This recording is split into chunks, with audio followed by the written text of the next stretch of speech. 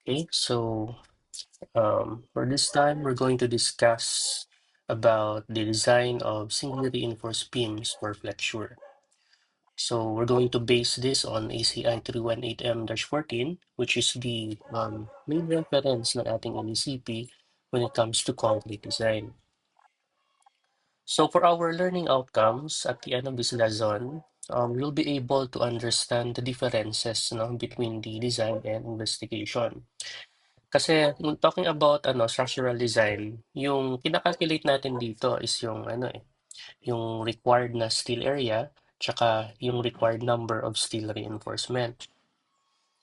And when it comes naman to structural investigation, yung dinedetermine natin dito or kinakalculate is yung strength capacity ng ating beam for flexure, for shear, and other na um, classification ng ating strength.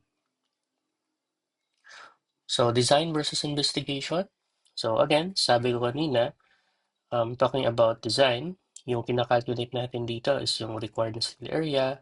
Yung once na may ma-determine na tayo na required na steel area, ma-determine din natin yung required number of rebars with which depende ito doon sa ginamit ninyo na diameter ng steel reinforcement.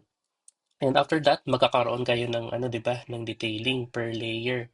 So, of course, we still have to check din yung spacing ng mga rebars kasi kung masyadong malapit yung ah, detailing ninyo ng mga rebars, magkakaroon ng crack. So, yun yung iniiwasan natin when it comes to structural design. So once na may ma-finalize na kayo na cross-section, tsaka detailing ng mga rebars, yung next na gagawin is yung structural investigation.